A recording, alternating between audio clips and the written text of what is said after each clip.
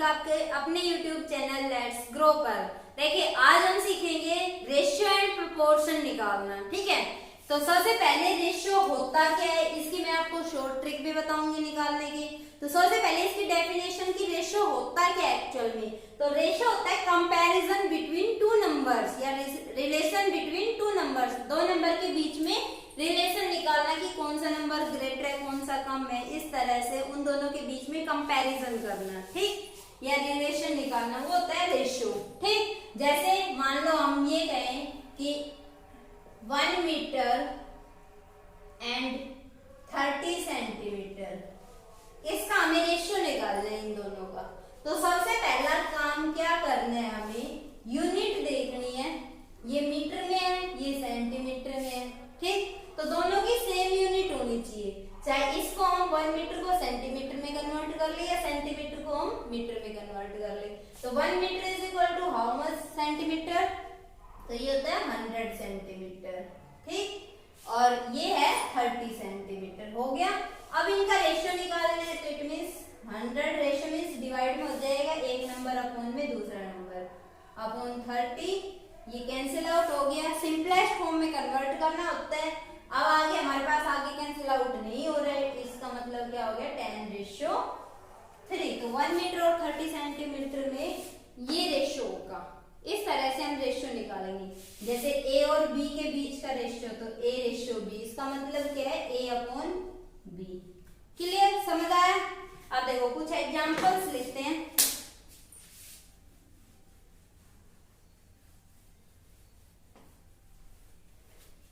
जैसे मान लो हमें ये गिवन है कि a ratio b is 2:3 and b ratio c is 5:7। Clear. और हमसे ये कहते हैं कि find a ratio b ratio c, तो कैसे करोगे आप। तो इसके लिए मैं आपको शॉर्ट ट्रिक बता रही हूँ, उससे करोगे तो बहुत ही इजी वे में क्या निकाल पाओगे आप, बहुत जल्दी से आंसर निकाल पाएंगे। तो देखो सबसे पहले जो जो चीजें गिवन है वो लिख दो। a रेशियो b है तो a रेशियो b के अपॉन में लिख दो 2:3। उसके बाद b रेशियो c गिवन है तो b के नीचे 5:7। क्लियर। अब हमारे पास यहाँ आपको दिख रहा होगा इसके सामने वाला बॉक्स खाली और इसके पीछे वाला यहाँ पे जगह है ना, तो इसको फिल करना है। अब इसको फिल कैसे करना है वो देखो, जो इसका नियरेस्ट नेबरिंग जो नंबर होगा वो लिखना है हमें। तो इसके साथ में ये खाली है, इस जगह के साथ में कौन सा नंबर है 3, तो यहाँ पे हम लिख देंगे 3 रेशियो लगा के। ठीक, यहाँ पे इसके सामने कौन सा 5 है तो 5 लिख देंगे यहाँ पे। अब सिंपल क्या करना है आपको, करनी है मल्टीप्लाई इनकी। क्या करनी है, मल्टीप्लाई इसकी इससे, इसकी इससे, इसकी इससे। ठीक, तो 7 3 जा 21 रेशियो 5 3 जा 15 रेशियो 5 2 जा 10। अब इन नंबर जो ये रेशियो आया हमारे पास, इसके अंदर अगर कोई कॉमन नंबर आ रहा है जो इन सभी को डिवाइड कर रहा है तो उसको डिवाइड कर देंगे, वरना मीन्स कहने का मतलब क्या है कि हमें सिंपलेस्ट फॉर्म में कन्वर्ट करना है, वरना हमें वो नंबर एज इट इज लिख देना है। तो क्या ऐसा कोई नंबर है जो इन तीनों नंबर्स को डिवाइड करता हो। 10 और 15 को तो कर रहे हैं 5, लेकिन 21 को नहीं कर रहे हैं। ऐसे इन दोनों को 3 डिवाइड कर रहा है लेकिन इसको नहीं कर रहा है, तो इसमें कुछ भी कॉमन नहीं होगा। तो a ratio b ratio c क्या आ गया हमारे पास 10:15:21 है ना। बहुत इजी सा तरीका। अब देखो कुछ एग्जांपल्स और देख लेते हैं। मान लो हमें a ratio b they they 2:5, b ratio c दे दे हमें 3:2, उसके बाद c रेशियो d दे दे हमें 1:3, और हमसे पूछ ले find a ratio b ratio c ratio d, तो कैसे निकालोगे। तो फिर से वही तरीका यूज करना है हमें। a रेशियो b लिखो, उसके बाद b रेशियो c लिखो, b रेशियो c है 3:2, उसके बाद हमें लिखना है 1 ratio c ratio d is 1:3। अब जो जो जगह खाली बच गई वहां पे हमें वो नेबरिंग नंबर लिखने हैं। तो इसके साथ में 2 बॉक्स खाली है, इनका नेबरिंग नंबर 5 है तो 5 दोनों जगह लिख देंगे। यहाँ पे भी 5 और यहाँ पे भी 5। ऐसे इसका नेबरिंग क्या हो जाएगा, 2 हो जाएगा, इसका क्या हो जाएगा, 3 हो जाएगा, इसका क्या हो जाएगा, 1 हो जाएगा, यहाँ पे भी 1 हो जाएगा। अब क्या करना है हमें, फिर से वही तरीका यूज करना है, मल्टीप्लाई। ठीक, तो 3 2 जा 6, 6 5 जा 30, यहाँ पे क्या आ गया हमारे पास 30, यहाँ पे 5 2 जा 10, 10 1 जा 10, 10 आ जाएगा, यहाँ पे 5 3 जा 15 और यहाँ पे 3 2 जा 6। क्या अब इनके अंदर कोई ऐसा नंबर है जो इन चारों नंबर्स को डिवाइड कर रहा हूं? नहीं है, क्योंकि 2 से देखे तो 2 से ये हो रहा है, ये हो रहा है, ये हो रहा है, ये नहीं हो रहा है। ऐसे 3 से देखे तो ये भी हो रहा है, ये भी हो रहा है, लेकिन ये नहीं हो रहा है। 10 ये भी हो रहा है। 5 से देखे तो 5 से ये तीनों हो रहे हैं, लेकिन ये नहीं हो रहा है। ऐसे 6 से 2 नंबर हो रहे हैं, तो इनके बीच में कोई भी कॉमन नंबर नहीं है, इसलिए A ratio, B ratio, C ratio, D क्या आ जाएगा हमारा 6 रेशो 15 रेशो 10 रेशो 30। क्लियर, ये आंसर हो जाएगा। समझ आया सभी को? बहुत इजी सा तरीका है। चलो अब देखते हैं हम प्रोपोर्शन। ये तो था रेशियो, अब प्रोपोर्शन क्या होता है?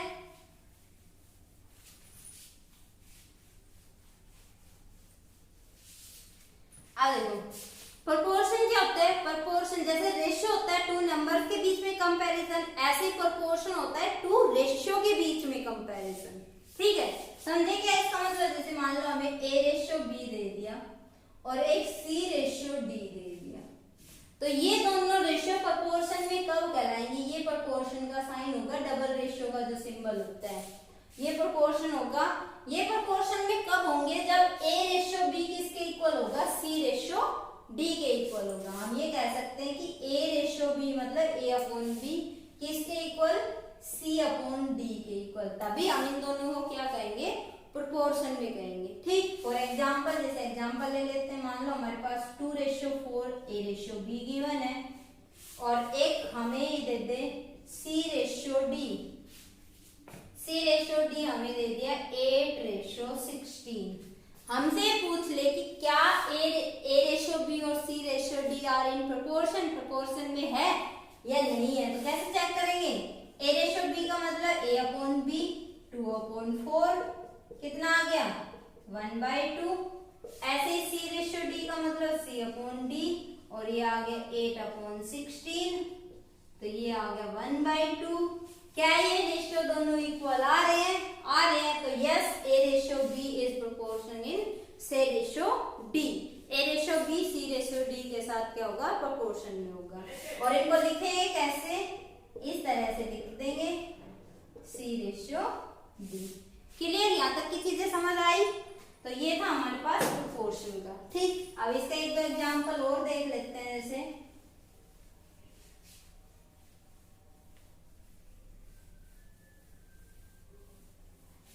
जैसे मान लो हमें ये दे दे A ratio B is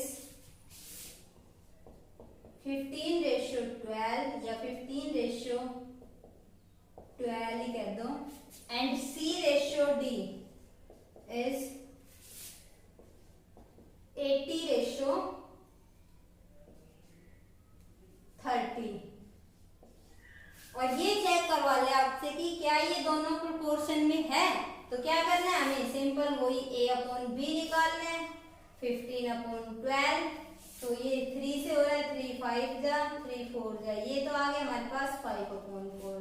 it means 5 ratio 4। यहाँ पे भी कर सकते हो आप डायरेक्ट। उसके बाद C रेशियो D निकालो, तो ये 80 अपॉन 30, ये कितना आ जाएगा 8 रेशियो 3। क्या ये दोनों इक्वल है? नहीं है। सो A ratio B is not proportion in C ratio D, इसके साथ प्रोपोर्शन में नहीं है।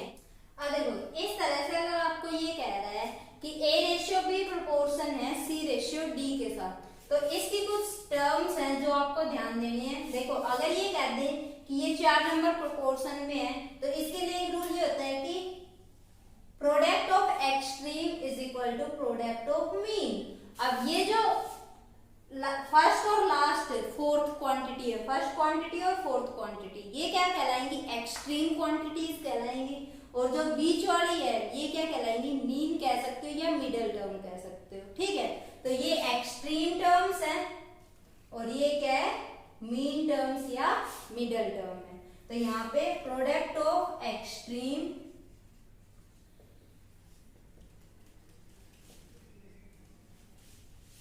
Is equal to product of mean.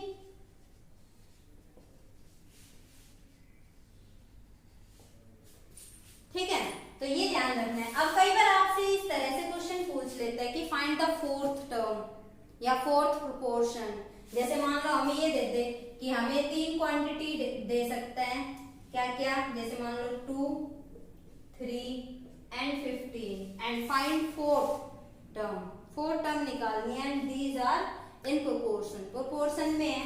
तो यहाँ पे हम ये कह सकते हैं कि 2:3 प्रोपोर्शनल टू 15:, फोर्थ क्वांटिटी निकालनी है, उसको हम x लेट कर सकते हैं। तो यहाँ पे क्या हो जाएगा, इन दोनों की मल्टीप्लाई किसके इक्वल, इन दोनों की मल्टीप्लाई के इक्वल। ठीक, तो यहाँ पे आ जाएगा 2 × x इज इक्वल टू 3 × यहाँ पे 15 की बजाय 6 कर लो या 8 कर लो, 8 मान लेते हैं, मान लो।